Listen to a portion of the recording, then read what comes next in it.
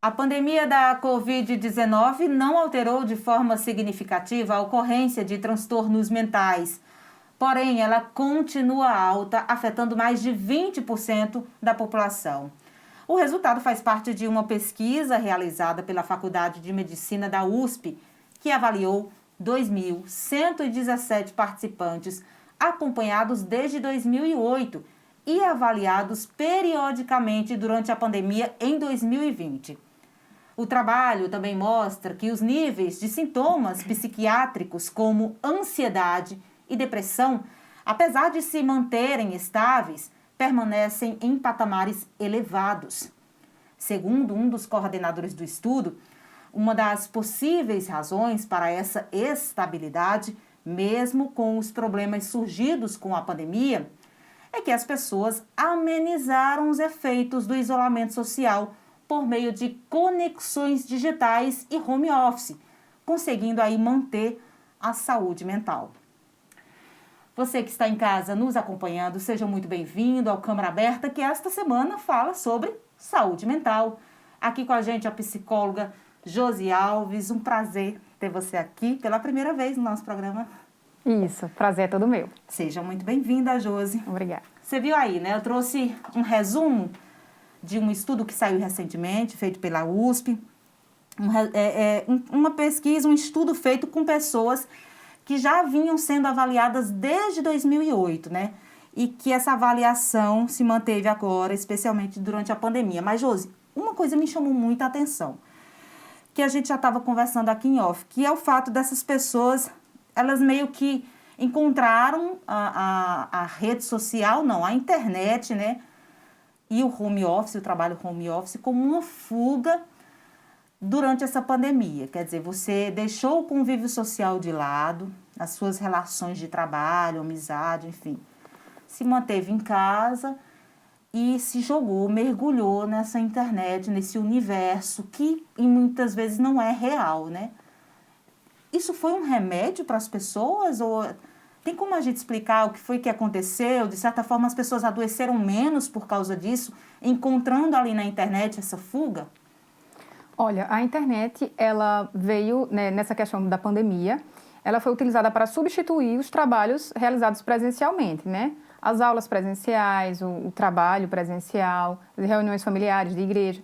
E aí, com o home office, foi possível essa substituição em que essas reuniões pudessem dar continuidade de forma integrativa, satisfatória, mas que essa substituição ela é saudável e que não existe nenhuma interferência na questão psicológica e emocional, eu não acredito, né? Porque quanto mais o paciente, quanto mais a pessoa está em isolamento e vivendo um mundo tecnológico, mais aquela realidade vai se tornando camuflada, né? E aí a questão dos relacionamentos. E como eu costumo falar, o ser humano ele quer sempre, precisa de validação. Então, na internet, você diminui muito o contato com o outro. Então, você fica naquela expectativa, né, da sua validação, da sua satisfação. E você vai diminuindo muito o contato, né? Mesmo de forma virtual, você fica num mundinho ali. Então, isso desencadeia vários gatilhos emocionais. A gente vai falar sobre isso mais lá na frente, mas deixa eu adiantar, porque você falou que a gente vai meio que se encaixando, né, nesses padrões. É o que a gente tem hoje, é a internet, é a rede social, é essa conversa online, e a gente vai se encaixando e de repente percebendo que nem precisa tanto dessa vida real. Com a gente, acho que não ocorre com essa intensidade, mas com os mais jovens, com as crianças, talvez sim, né? Eu tenho visto, por exemplo, algumas crianças entre 9 e 12 anos que estão deixando o passeio de lado, recusando um lazer, né, uma atividade fora de casa, para ficar no celular ou no tablet, enfim, na rede social, nos jogos. Isso é perigoso, é bom a gente ficar de olho, porque eu acho que esse abuso faz com que a gente se afaste cada vez mais desse convívio social, né? Isso mesmo. Bem interessante, né? Isso que você pontuou, que você falou, porque eu vivi isso, né? Eu pude perceber isso realmente acontecendo. Eu tenho uma filha de 8 anos e eu fiz uma viagem e a gente estava na piscina, né, há uns meses atrás, e eu percebi que tinha umas crianças de 8 a 10 anos próxima a ela, queria brincar, queria socializar, mas não sabia como. Porque as crianças estão tão inseridas, né? Nós estamos tão inseridos virtualmente na tecnologia que aquele contato físico, aquele contato de quando a gente era criança, de que chegava perto de um amiguinho e dizia: como é teu nome? Ei, vem brincar comigo. Quer ser minha amiga, né? Já vai logo perguntando se quer ser amiga. Isso você não percebe mais. Isso está sendo cada vez mais escasso. Então, elas foram se aproximando. As duas crianças começaram a brincar entre si como forma de chamar a atenção, né? E se inserir naquele contexto de brincadeira. Mas não sabia como. Porque cada vez mais a internet ela tem tirado essa socialização das crianças. Então, ela perguntou para mim como era o nome da minha filha. E aí eu falei, por que vocês não vão brincar? E aí eu tentei criar aquele momento em que elas conseguiram se socializar e conseguiram brincar. Mas o que antigamente isso acontecia de forma muito natural. Hoje a gente precisa dar essa mãozinha. Por quê? Porque cada vez mais as crianças elas têm vivido de maneira isolada, né? E elas têm buscado isso. Porque se torna atrativo os jogos online que têm substituído aqueles jogos de barra-bandeira, de baleado, quando a gente era criança, hoje em dia são jogos virtuais. Então, as crianças elas têm perdido o interesse em se socializar, porque está sendo muito mais interessante os jogos online. Mas isso vem desencadeando nas crianças, vem aumentando a ansiedade. Exatamente, era isso que eu ia perguntar. Isso induz esses distúrbios já, né? Está induzindo. Sim, porque a criança, a ansiedade é normal, né? Algumas pessoas me perguntam no consultório: "Jô, eu sou ansiosa". E é importante até deixar isso claro, que a ansiedade é normal, todo mundo tem ansiedade, mas tem aquela ansiedade patológica ou ansiedade, ela pode ser sim aumentada, desenvolvida de uma forma condicionada por situações externas que acabam reforçando aquilo, né? Como o excesso de rede social, sim, porque você começa a criar uma identidade, né? E você começa na busca da validação e de se inserir, né? Porque a internet ela é uma forma da gente se inserir, né? A gente quer mostrar quem somos, o que a gente gosta, o que a gente tem de interessante, como é que é a nossa vida, que muitas vezes não é real, né? A gente não coloca ali que está com problemas, só coisas boas. Então, é uma forma de você se inserir e nessa inserção você quer ser validado. Você não quer só se inserir. O validado é o retorno, é a curtida, é isso? O validar é o reconhecimento.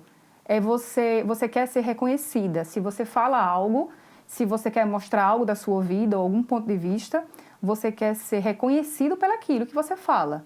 Você precisa ser validado. Se as pessoas ignoram, ou se você tem uma sensação de que você é ignorado, é o que faz você, muitas vezes, desencadeia o aumento da ansiedade, a baixa autoestima, a frustração, a decepção, porque você cria uma expectativa com base nessa validação, que as pessoas possam te validar, e se não for atingido, você começa a desencadear esses fatores que aumentam a ansiedade, né? E a internet é isso. A gente não está na internet apenas por estar. Você quer ter seguidores, você quer ser reconhecido, você quer ter contato com o público, né? Cada vez mais. E eu costumo falar, na psicologia também a gente fala sobre isso, que todo comportamento reforçado ele é contínuo. Então, tudo que a gente reforça cresce. E cada vez mais que a gente começa a usar a internet, a tecnologia, vai crescendo a nossa vontade de estar inserido e de ser validado. O que é muito bom, mas que pode ser muito perigoso. É perigoso e acho... Você está falando aí e a minha cabeça está aqui. Enfim, eu estou cheia de perguntas para fazer. É um assunto que me interessa muito. Eu acho que interessa também quem está em casa. Por exemplo, Josi, tem a questão da identidade, né? Eu acho que muitas pessoas se descobriram também nessa pandemia usando uma rede social. Ou porque passou a escrever, passou a fazer algum vídeo, coisa que não fazia antes. A exposição, né? O recorte, o que eu exponho na minha rede social é um recorte do que eu sou, é o que eu permito que as pessoas vejam. Na vida real é completamente diferente, né? Quando a gente sair dessa pandemia, que a vida voltar como era antes, né? Não vai voltar como era antes, mas enfim, a gente espera que volte alguma coisa. As pessoas vão ter que enfrentar esse conflito, e eu estou perguntando isso porque eu me encaixo muito bem. Por exemplo, eu comecei a escrever mais agora na pandemia e divulgar, escrever para blogs, e eu descobri uma outra pessoa, um outro gosto e fiz, assim, trabalhei uma exposição minha que antes eu não me permitia. Mas quando eu saio de casa e começo a conversar com as pessoas e ouvir esse retorno sobre um texto, uma coluna e tal, às vezes eu não consigo lidar com o depoimento, a opinião do outro. É como se eu não quisesse ouvir aquilo ali. Enquanto eu estou por trás da rede social, só escrevendo, eu consigo me manter saudável. Fora, na frente das pessoas, isso parece que não me é tão saudável. As pessoas vão ter que lidar com isso, está acontecendo só comigo ou não? É uma realidade nossa hoje para quando a gente sair de trás da tela do computador. É uma realidade de muita gente, né? Porque a gente já faz o quê? Quase 2 anos, né? 2, é. Então, a gente tem se adaptado a essa realidade, a esse novo normal, né? Então, não é fácil você... De fato, você vai se deparar em algumas situações, em alguns ambientes, e você vai ter desacostumado, ou você já vai estar habituado, né, nessa nova rotina. Mas é importante que você possa, se você descobriu prazeres, dons que você tinha e que você não exercitava, é importante que seja continuado, mas eu costumo falar que a gente precisa trabalhar o autoconhecimento. Então, se aquele comportamento meu, se aquelas emoções minhas, quando eu estou sozinha, se ela tem afetado na minha relação social, então sim, a gente tem que avaliar até que ponto é saudável, né? Porque a gente, às vezes, fica tão habituada realmente a ficar sozinha ou estar por trás em casa, por trás das telas, né? E isso pode ser saudável até um certo ponto. Então, eu acho que é muito importante que nesse contexto a gente trabalhe o autoconhecimento. Quando eu falo de autoconhecimento, o que é que eu quero dizer?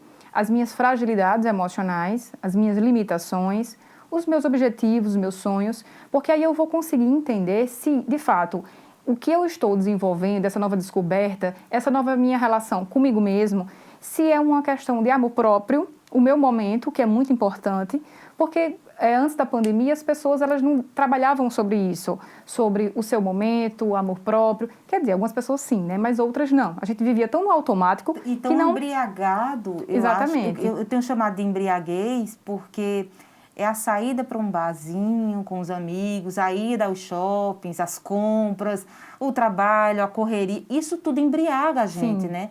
E aí, de repente, a gente se vê sem nada disso, que é o choque da realidade. Exatamente. Então, a gente fica tão em busca, às vezes, de conquistar algo que a gente não se conecta com a gente mesmo. Então, a pandemia acabou influenciando muito isso.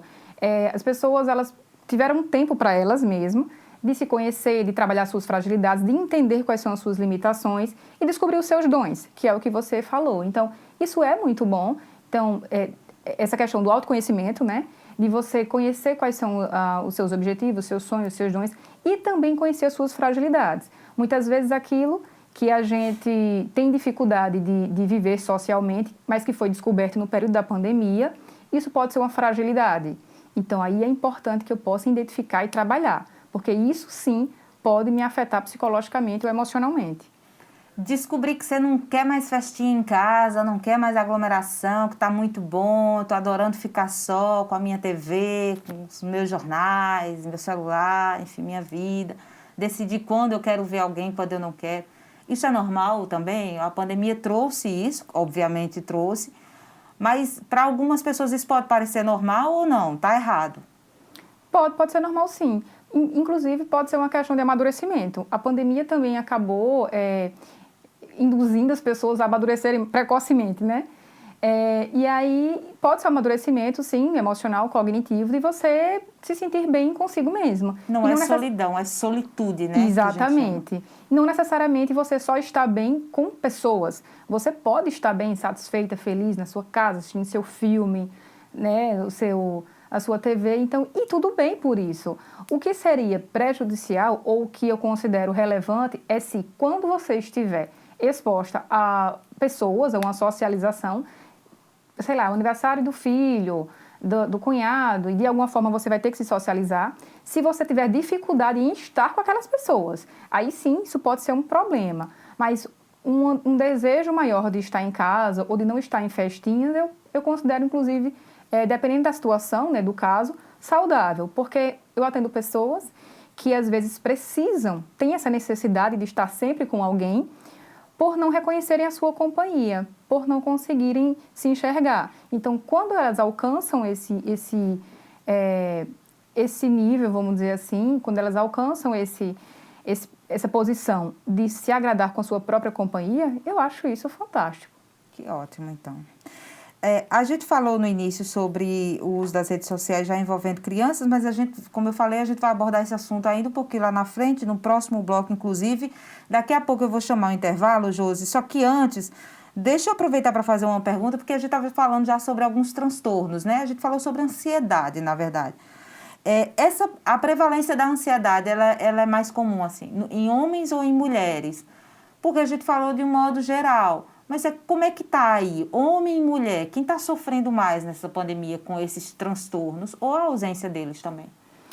É bem difícil de falar sobre isso, porque é muito complexo e muito relativo, né? Ao mesmo tempo. Então, não dá para dizer se são mais os homens ou as mulheres. Depende muito do contexto em que aquela pessoa está inserida, depende muito da história de vida dela, depende muito da socialização dela, do histórico familiar, da predisposição genética. Então, depende de vários fatores. Gênero não interessa? Não. Inclusive, assim, o que eu percebi nessa pandemia foi o aumento de ansiedade em crianças e adolescentes.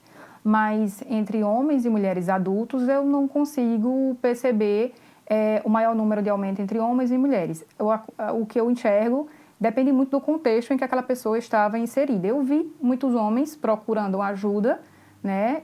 O que é mais difícil, não que os homens eles não desencadeiem essa ansiedade, não que seja um problema em relação a eles, mas por uma questão social, em que o homem tem essa dificuldade em alguns fatores, que hoje tem sido muito quebrada, né? De procurar ajuda, de se externar, porque isso pode soar como fragilidade ou fraqueza. E aí a gente vê que, às vezes, a procura é mais por mulheres, mas que é uma questão de que as mulheres elas têm aumentado esse nível de ansiedade. Não, isso Isso com base no teu consultório, né? Como é que tem sido durante essa pandemia, a procura, né? E você falou um ponto importante, eu acho que os homens, eles camuflam mais os sentimentos, as mulheres não. E eu tenho visto mais mulheres donas de casa, mães, que se abriram, assim, procuraram ajuda, um psicólogo e tal, coisa que elas eram mais resistentes antes dessa pandemia. Mas, assim, o fato eu acho que pesou muito na vida da mulher essa pandemia, da mulher, mãe e dona de casa, na do homem também, lógico, mas eu queria trazer um pouquinho para o nosso lado aqui, porque é uma jornada tripla, né? Tem se tornado. A gente trabalha em casa, faz o home office, ajuda o filho na tarefa, na escola, que também está no home office, e ainda tem as arrumações de casa. De certa forma, isso não coloca a gente num lugar de mais, como é que eu posso dizer, mais violência, assim, psicológica? A gente não está mais vulnerável, não, por tudo isso? Uma hora a gente vai desabar, ou já desabou, não?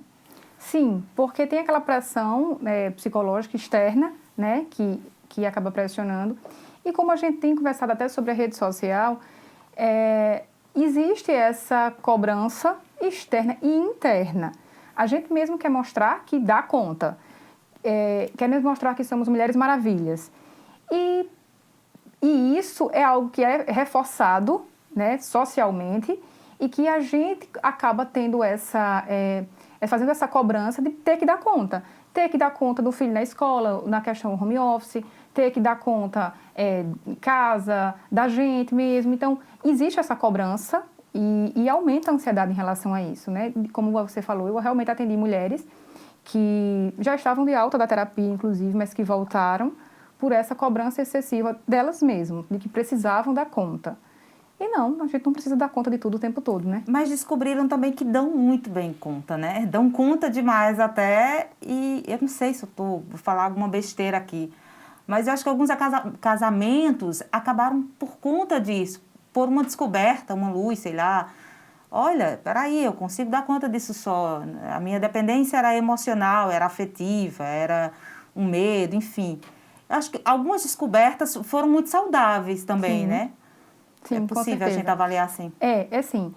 Uma outra coisa que eu observo muito, você falando isso, eu que estava aqui pensando, qual é o limite, né? Qual é o limite para a gente? Porque às vezes a gente acha que o limite ele tem que ser com base no ponto de vista do outro.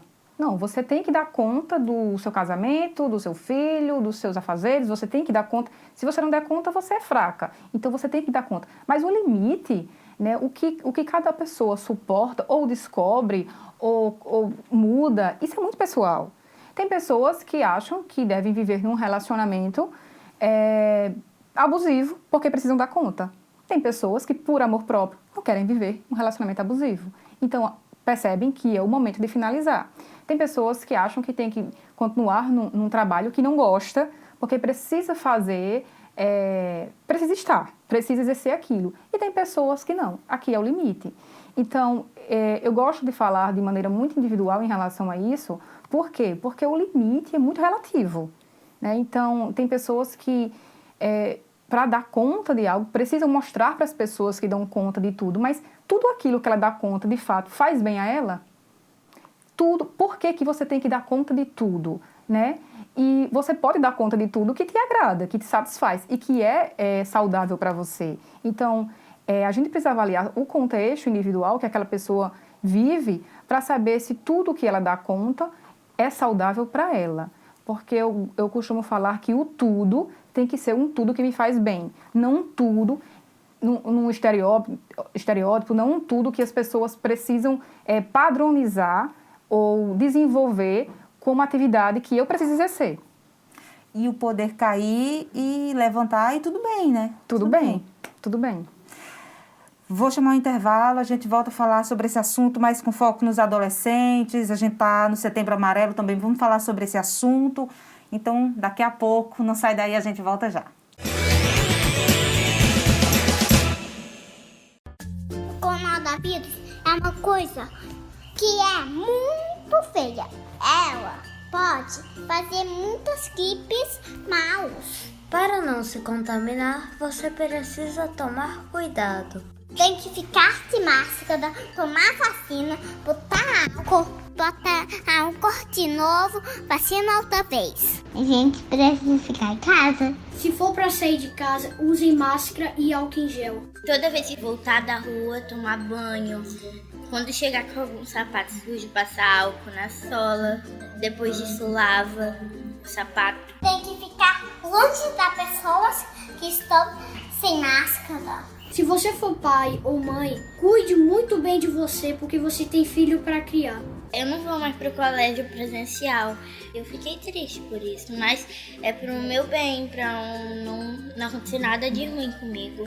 A gente passou um bom tempo trancado dentro de casa. Aí esse ano tá praticamente a mesma coisa. Essa doença é muito forte e pode matar várias pessoas. Quando o coronavírus acabar, eu vou para um parque que tem piscina de bolinha embaixo. Mas quando passasse mesmo, nossa, todo mundo que eu chegava, que eu ia ver na rua, eu ia dar um abraço.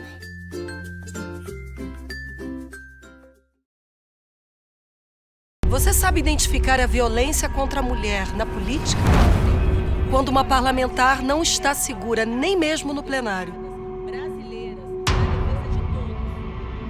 Quando o apoio do partido nunca vem. Quando somos julgadas e atacadas pela nossa imagem. Chega! É hora de ocupar o nosso lugar. Mais mulheres na política sem violência de gênero. A gente pode, o Brasil precisa.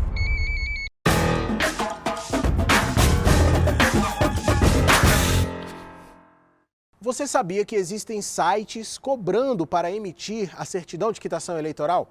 Tem eleitores que têm recebido até e-mails com a cobrança indevida. Fique atento, porque isso é golpe. A certidão de quitação eleitoral é um documento que comprova que o eleitor está em dia com a Justiça Eleitoral. A emissão do documento é gratuita. Qualquer eleitora ou eleitor pode solicitar essa emissão no site do TSE ou do TRE do seu estado. É só clicar no menu superior do site, na opção Eleitor e Eleições. E depois você vai selecionar a opção Certidões. Em seguida, clicar em Quitação Eleitoral. Aí basta preencher os dados solicitados no formulário e pronto. O processo é super rápido e você pode salvar ou imprimir sua certidão. Lembrando que você também pode baixar a certidão pelo aplicativo e-Título, no tablet ou no smartphone. Então fique atento, não aceite cobranças para a emissão da certidão. E sempre veja se o site que está oferecendo esse serviço é oficial da Justiça Eleitoral. Não pague por um direito gratuito. Então vamos combinar assim, ficou com dúvida sobre alguma mensagem que você recebeu relacionada a eleições? É só checar no site do TSE ou na página Fato ou Boato. Lá você encontra as notícias falsas que circulam por aí e que já foram desmentidas.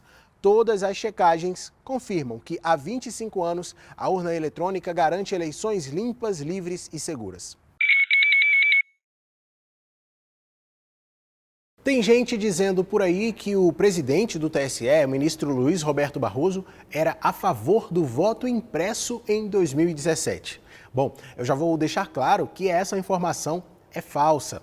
O vídeo circulando por aí usa uma entrevista editada e fora de contexto para tentar te convencer do contrário. Esteticamente muito bonita e vem se integrar a esse sistema extraordinário de apuração eleitoral. Esse vídeo foi manipulado. Na postagem original feita pelo TSE em maio de 2017, fica claro que o ministro Barroso comentava sobre o novo design da urna que foi apresentado naquele ano e acabou não sendo implementado, e não sobre a implantação do voto impresso. A postagem do site do TSE também registra o posicionamento do ministro Barroso, que disse, já naquela época, que o voto impresso é um retrocesso. Tudo isso prova que o TSE não mudou de opinião. O projeto apresentado em 2017 não teve continuidade. Entre outras coisas, ele previa uma impressora, já que o Congresso Nacional havia aprovado o voto impresso. Mas ele foi declarado inconstitucional pelo Supremo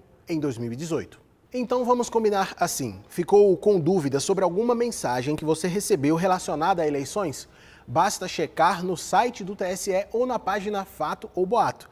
Lá você consegue ver as notícias falsas que circulam por aí e já foram desmentidas. Todas as checagens confirmam que há 25 anos a urna eletrônica brasileira garante eleições limpas, livres e seguras.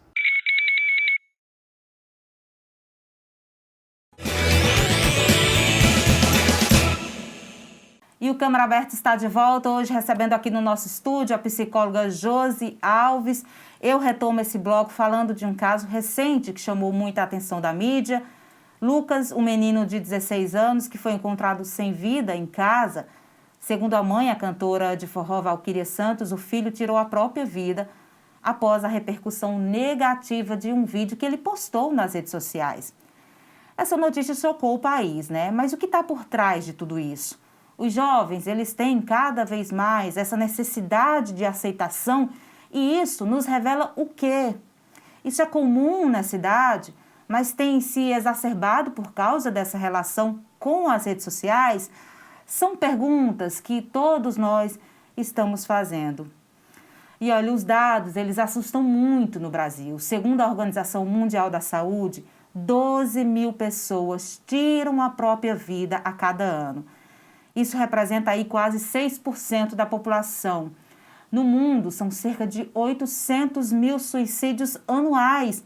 Um suicídio a cada 40 segundos.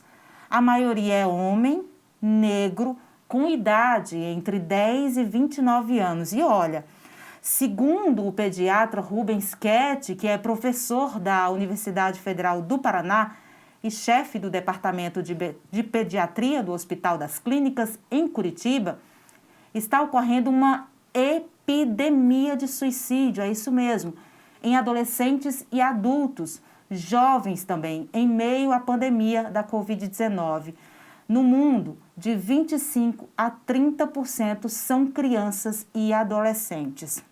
E nós estamos em meio à campanha de combate ao suicídio, Setembro Amarelo, que é um mês inteiro dedicado a campanhas pelo país que visam alertar as pessoas sobre o quanto é importante falar sobre esse assunto.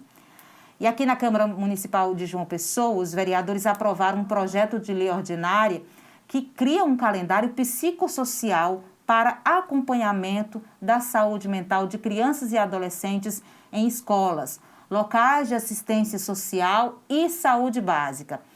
A proposta do vereador Marmute Cavalcante foi aprovada por unanimidade. O projeto ganhou o nome de Lei Lucas Santos.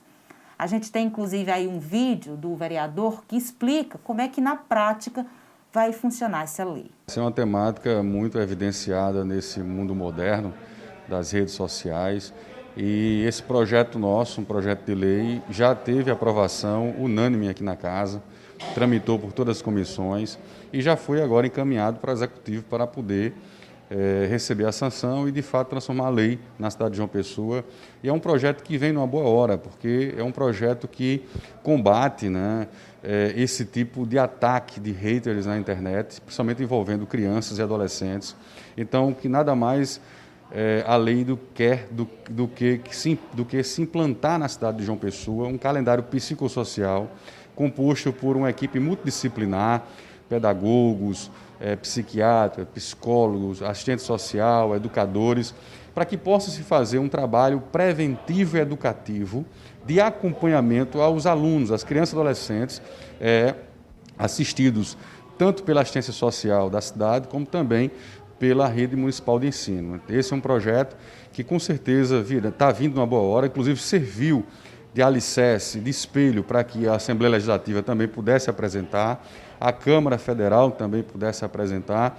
Então, a gente pioneiramente trouxe esse debate aqui para casa e a gente homenageou o adolescente Lucas Santos por ter ganhado a notoriedade, o fato dele ter tirado a vida dele justamente provocado por esse tipo de ataque, por esse tipo de dificuldade que essas crianças e adolescentes estão sofrendo sem o apoio, sem assistência devida.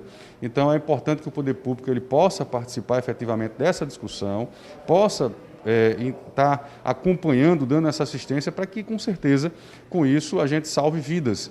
E a gente sabe o quanto essas crianças e adolescentes estão sendo vitimizados, estão sendo vítimas dessa onda que, infelizmente, vem tomando de conta do mundo inteiro. E aqui na cidade de João Pessoa a gente não pode não pode se furtar de trazer esse debate, porque a gente sabe da importância e sabe o quanto isso será importante para poder a gente não ter vidas sendo ceifadas por conta dessa onda frenética de ataques que vem acontecendo nas redes sociais.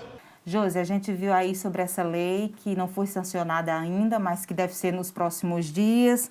E aí, com base nesse conteúdo, vamos falar aqui sobre como falar, Josi. Você que é psicóloga, fala sobre isso com propriedade. Mas ainda é tabu, ainda é difícil falar sobre suicídio, né? No convívio social, seja na sala de aula, na escola, em casa. Como a gente quebra esse tabu? Porque é muito importante a gente fazer um alerta, falar sobre esse assunto, né? Isso mesmo, é muito importante.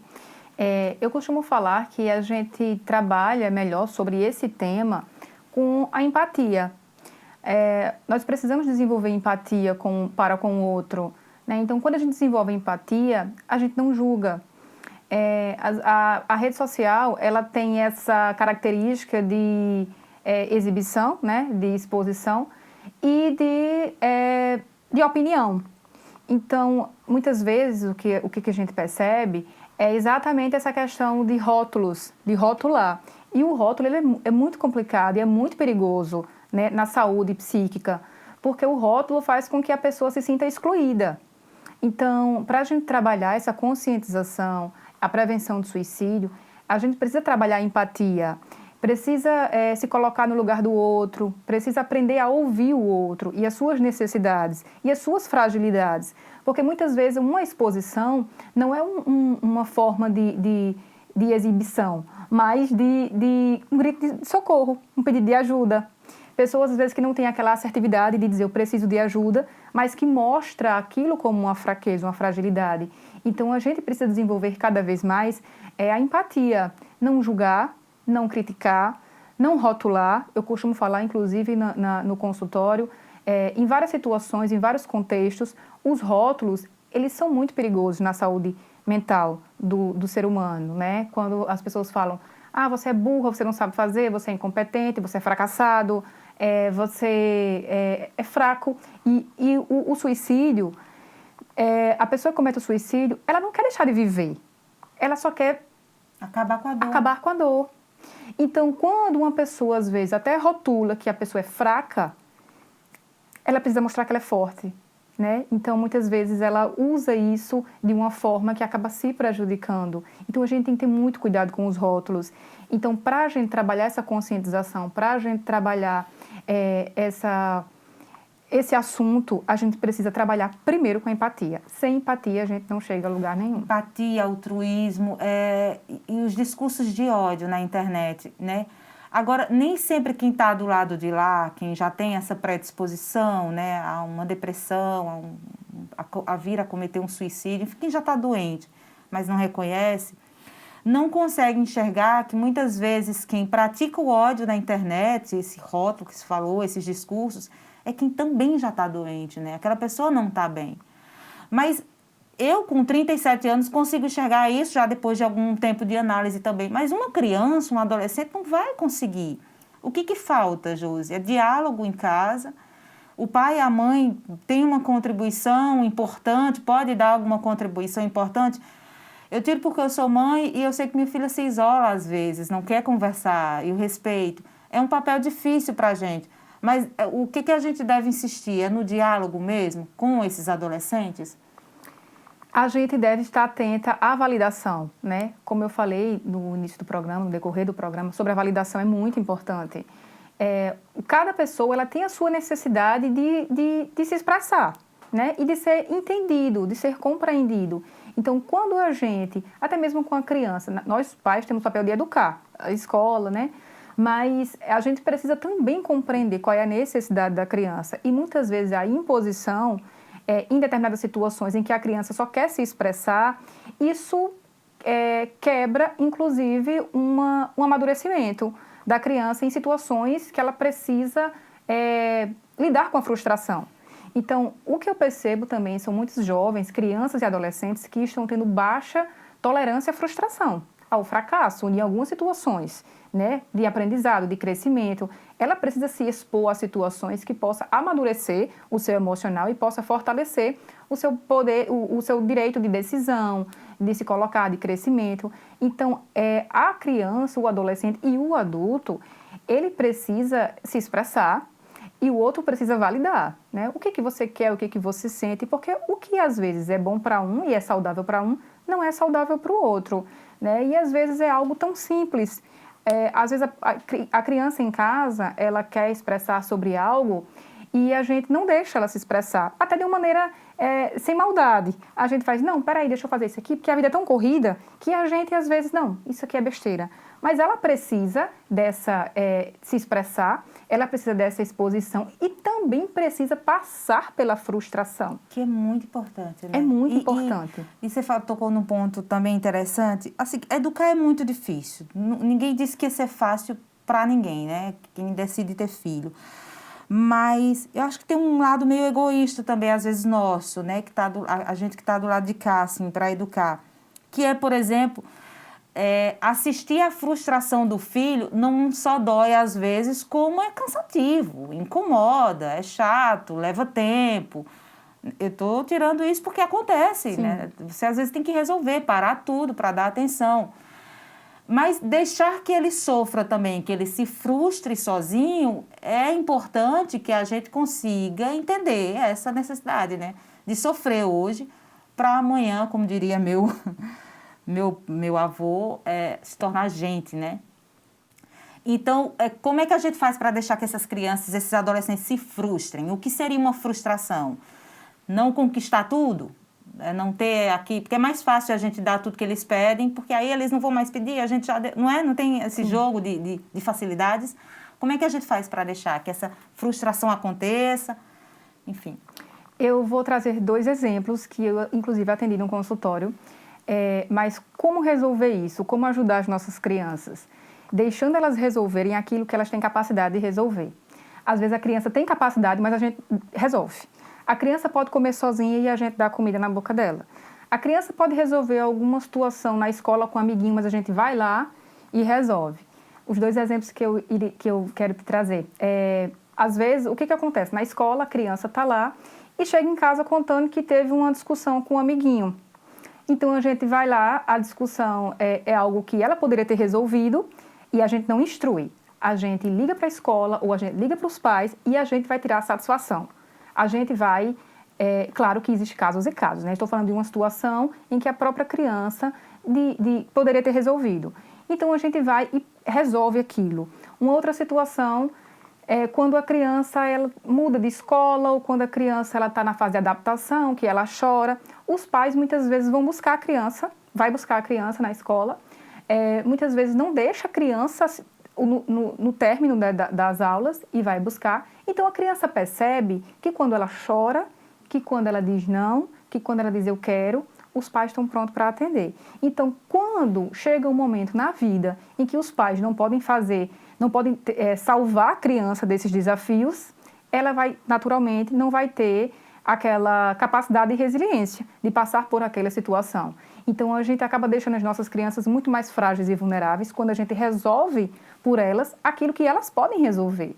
E isso se dá da infância até a vida adulta. E só a gente vai poder resolver. Exatamente. Dar um basta nisso, então, né? assim, eu atendo muitas mães com essa dificuldade. Aí eu resolvi, eu não aguentei, eu liguei, eu fui lá na casa de fulano, eu fui na escola, eu fiz isso. Porque minha criança estava passando por uma situação e eu fui lá e resolvi. Veste a roupa, tira a roupa da criança e várias outras situações que a criança tem capacidade de fazer. A gente precisa instruir, a gente precisa ajudar elas a desenvolverem isso. Assim, a gente, inclusive, ajuda no fortalecimento emocional dela, né? Mas quando a gente faz aquilo por ela, até de uma forma como, eu estou ajudando, é porque eu amo, a gente está impedindo esse amadurecimento cognitivo. E ela, com certeza, ela vai ter dificuldades em desenvolver esse amadurecimento emocional e a lidar com as frustrações. Mas para a gente não se sentir tão mal, porque eu sei que a culpa é nossa muitas vezes, né? E a gente trabalha com culpa mesmo, e, enfim, essa relação de pai, mãe, filho é realmente bem difícil. Mas tem a alteração hormonal. A gente já passou por isso, eles estão passando por isso agora, e que interfere muito. Lá vem aquela bomba de hormônio, aquela mudança toda com a adolescência.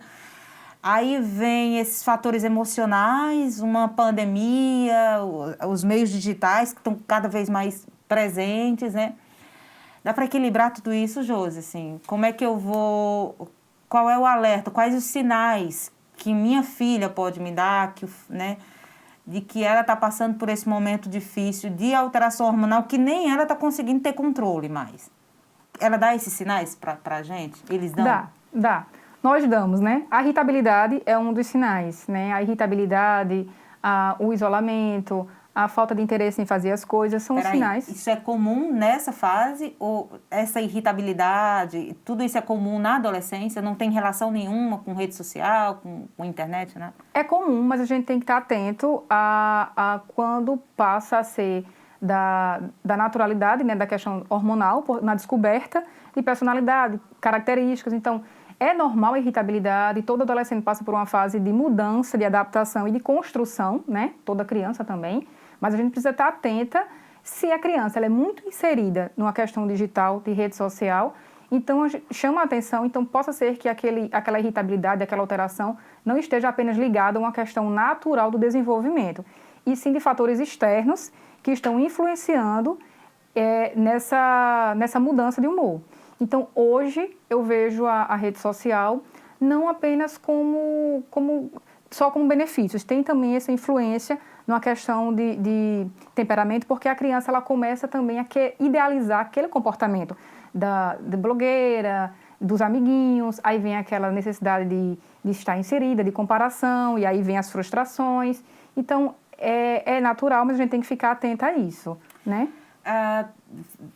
A gente vai falar mais tarde ainda, no finalzinho do programa, sobre esses sinais, esses sintomas, né? Que eles começam a aparecer, como a gente lidar com eles. Mas deixa eu voltar um pouquinho para a história do filho da Valquíria, que chocou. A gente falou sobre a lei que existe. A casa votou essa lei, né? A Câmara Municipal de João Pessoa votou essa lei justamente motivada por esse caso que chocou o país. Um menino de 16 anos foi lá, tirou a própria vida porque não foi aceito, enfim. Tirar esses jovens e adolescentes das redes sociais, e aí eu vou me colocar aqui de novo como personagem. Tirar o TikTok, por exemplo, do tablet da minha filha, não criar uma rede social para ela agora, é a maneira mais correta, ideal ou não? Eu não estou permitindo, então, que ela veja tudo isso, inclusive se frustre também. Qual é a saída, Josi? Assim, tem uma bula, um remédio, assim, uma forma da gente evitar que isso aconteça com os nossos filhos, com outras crianças? A qualidade de tempo com os nossos filhos é muito importante, né? Não a quantidade, mas a qualidade. Então, você precisa conversar com o seu filho, ter um tempo para ele. Algumas mães se cobram, ou pais, Josi, mas eu trabalho o dia inteiro, não tem problema. À noite, separa uma qualidade de tempo, janta junto, conversa, e você vai entendendo quais são as necessidades do seu filho. Você vai entendendo os sinais. Se você percebe que a criança, de fato, ela não tem diálogo com os pais e só quer ficar na rede social, então tem alguma coisa errada, né? Eu costumo falar que eu acho muito difícil, eu considero até, assim, no meu ponto de vista, impossível, porque até mesmo hoje, com a pandemia, os nossos filhos precisam estar com o celular para assistir uma aula online. Ou você fica ao lado, ou de alguma forma você não tem um controle total, mas você precisa estar atento. Então, em algumas situações, sim, é muito perigoso. Em outras situações, é importante você estar atento, mas não quer dizer que aquilo ali vai levar o teu filho a ter grandes consequências na vida. Você precisa avaliar o seu filho, você precisa ter contato com ele. Se é uma criança, um adolescente que conversa com você, se é uma criança que ela consegue ter esse diálogo, quando você fala que está na hora de desligar, quando você limita esse tempo de uso, a criança compreende, a criança ela é aberta ao diálogo e a compreender também a mãe, os pais. Então, eu acho que é muito saudável. E dá para tirar os aplicativos? Dizer, não, você não vai ter rede social agora, você não vai assistir TikTok. Olha, como forma de punição, isso é muito perigoso. Não de punição, de não apresentar ela. Tipo, eu não quero que minha filha conheça isso não é saudável. Eu estou fazendo a coisa certa? Porque uma hora ela vai descobrir, seja na escola, com um amigo. Mas enquanto eu puder, dá para sustentar isso ou não é saudável também? Sim, eu acho saudável sim. Inclusive, existem crianças que elas não têm amadurecimento cognitivo ainda, emocional, para terem alguns tipos de rede social, por exemplo. Então, mesmo nessa questão de TikTok, Instagram, existem algumas crianças que elas não estão prontas cognitivamente, psicologicamente, para dominar, para manusear uma rede social dessa. Qual é a finalidade? A gente precisa estar atento a isso. Qual é a finalidade da minha criança com o TikTok, com o Instagram? Ela precisa disso? Ela trabalha com isso?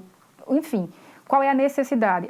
Apenas para exposição. Ou se divertir assistindo. Sim. Também, né? E aí você pensa, a minha filha ou o meu filho, ele está preparado para uma exposição? Porque na exposição, que foi o que aconteceu com esse adolescente de 16 anos, na exposição a gente está aberto a críticas. Então, a sua criança, ela tem maturidade, ela tem essa capacidade de lidar cognitivamente com essas críticas. Então, não, eu acho que existe idade, existe faixa etária que não é indicado, que não é aconselhável. Então, se é uma aula, se é alguma coisa, tudo bem, mas TikTok, Instagram, para crianças que não têm ainda essa capacidade de lidar com frustrações e críticas, a gente não vai estar 100% vendo tudo, até mesmo que a gente veja inicialmente ela que vai ler, ou posteriormente. Então, eu acho que não é saudável, não é aconselhável uma criança ela ter rede social desse nível. E há casos e casos, crianças e crianças, né? Pessoas e famílias, enfim, cada um é um caso diferente a ser avaliado e estudado, né? Eu fiz uma lista aqui: depressão, angústia, ansiedade, estresse pós-traumático, irritabilidade, mudança de alterações no sono, muito tempo dentro do quarto, ideação suicida. A gente consegue observar esses sintomas no dia a dia ou não? Eles ficam ali, eu teria que ser uma profissional da área para conseguir entender que minha filha está com ideias de suicídio, ou, enfim, está trancada no quarto, não porque ela tem que ter o espaço dela, mas porque ela não quer contato com ninguém. Dá para eu enxergar esses sinais sem a ajuda de um profissional? Na maioria das vezes, sim, mas eu não posso generalizar, porque algumas pessoas que cometem suicídio, elas não estavam em depressão. Às vezes, elas tiveram uma frustração e não souberam lidar com isso, e no momento de desespero, elas cometeram esse ato. Mas nem sempre é seguido de uma depressão. Então, não dá para... Nem toda pessoa que comete suicídio, ela dá sinais. Se for uma pessoa que já não tenha muita essa questão de comunicação, se for uma pessoa isolada, se for uma pessoa que fale pouco, então vai ser um pouco mais difícil. Agora, se é uma pessoa que é comunicativa, que é extrovertida e que de repente começa a se isolar, na maioria dos casos, sim, elas dão sinais. Mas em outros casos é bem difícil. Então, por isso que eu falo que a gente precisa ter qualidade de tempo, a gente precisa ouvir, a gente precisa estar atenta, não julgar, porque a chance da gente ajudar e da gente perceber é muito grande. Mas eu não posso dizer que é 100%, porque o que acontece também é que algumas pessoas se culpam. Já atendi no consultório pessoas que passaram por situação de perdas cometidas por um suicídio, né, de um parente, e que existe essa questão da culpabilidade. E se eu tivesse conversado mais? E se eu tivesse ajudado de alguma forma? E a gente precisa entender que tem coisas que a gente não consegue perceber. A gente não consegue perceber o que está passando na mente do outro. Então, a gente faz a nossa parte, e a nossa parte é tendo empatia, é validando, é ouvindo, é estando atenta, tendo um momento com as pessoas. Isso pode ajudar muito. Um percentual aí de 80%. Mas existem pessoas que não cometem o suicídio por uma questão de depressão, como no filho da cantora, como ela relatava, era uma criança, era uma adolescente, que se socializava bem, estava com os amigos, não apresentava sinais de depressão, não apresentava sinais de isolamento ou de situações que ele não conseguia, que estava doente, né, que estava passando por uma situação de fragilidade, mas existia a fragilidade, né, existia essa baixa tolerância de frustração. E diante da exposição, né, como eu vi um vídeo, né, dele, antes, que ele falava que gravou um vídeo aleatório com um amigo, e aí ele percebeu que, eita, isso aqui vai dar uns 1000 likes. E de repente deu 10 mil likes. Então, validação, né? Estou sendo visto, estou sendo reconhecida, a galera está gostando. Mas daqui a pouco esses likes foram sendo de forma negativa, onde houveram os rótulos e as críticas, e ele não estava preparado, né, para lidar com isso. Numa sociedade cheia de preconceitos, Sim. né? Porque se não houvesse o preconceito também, talvez ele tivesse encarado aquilo como, olha, eu só aceito, eu sou Com certeza. do jeito que eu sou e só aceito. Exatamente. Então, a expectativa dele acabou que teve essas frustrações, teve essa decepção, que infelizmente levou ao ato, né? Tá bom, a gente vai ter que encerrar, já passou do nosso horário, mas antes, deixa eu deixar bem, você vai me ajudar com isso, claro, para a gente tentar deixar claro aqui a importância da ajuda de um profissional. Não está na moda fazer terapia, né? Porque a gente vê, todo mundo está divulgando, já eu faço terapia é ótimo, acabei de sair da minha terapia, estou ótima. Mentira, não tá, ninguém fica bem quando sai da terapia. Mas ao longo, né, esse tratamento, ao longo da vida, é o que sustenta a gente muitas vezes, né? Então, é importante, Josi, só para a gente encerrar agora, que essa ajuda, ela comece já nos primeiros anos de vida, né, no início de uma adolescência, de uma pré-adolescência, assim, e que ela vai acontecendo. A gente não tem que dar tchau, porque estou bem, já estou medicada, já... Não, acho que a análise ela é para a vida toda, né? Então, é importante a gente começar agora, né, a fazer, é como ir à academia, é como se alimentar todos os dias, tomar banho, é saúde mental, não é isso? Fala Isso pra mesmo. gente dessa importância, para que todo mundo entenda que talvez seja a melhor forma da gente viver nessa sociedade tão violenta de forma mais leve, assim. Isso mesmo.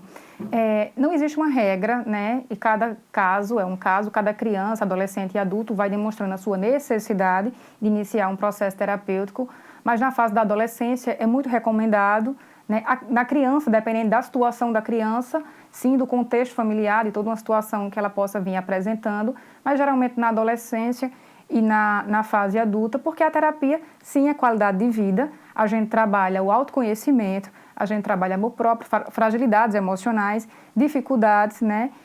Empatia, socialização, o que é aquele comportamento, a gente trabalha muitas emoções, né? Frustrações e fortalecimento emocional. Então, eu costumo falar que na terapia ela não vai só ajudar você na sua vida pessoal, mas a conviver com o outro. Porque quando você conhece as suas crenças, as suas limitações, as suas fragilidades, você passa a conviver melhor com o outro, você passa a entender melhor qual é a necessidade do outro. Eu trabalho muito a comunicação não violenta, então quando a gente sabe se comunicar, a gente sabe se expressar e sabe entender. Então nada mais é do que terapia é amor consigo mesmo e com o próximo. Então para mim é qualidade de vida. Que ótimo. Vou falar sobre comunicação não violenta no próximo programa, pode ser? Vamos sim, pode ser. É um tema que eu acho que interessa muita gente, especialmente agora, né? Nessa pandemia, nossa relação com as crianças e tal, o não gritar. Isso mesmo. Né? Que é mais sobre a gente do que sobre eles, talvez. Enfim. Obrigada, Josi. De verdade. Até a próxima, viu? Se Deus quiser. É isso, gente. Olha só. Só aquele lembrete de sempre, se você quiser rever esse programa ou assistir, né? Não viu, perdeu na nossa TV, é só você acessar o nosso canal no YouTube, TV Câmara JP, lá você encontra esse e outros programas. Além disso, você também pode acompanhar tudo através da TV Câmara. Todo o nosso conteúdo que acontece aqui na Câmara Municipal de João Pessoa também está lá no nosso portal. O endereço está aparecendo aí no seu vídeo. Vou ficando por aqui, espero você na próxima semana com mais Câmara Aberta. Até lá!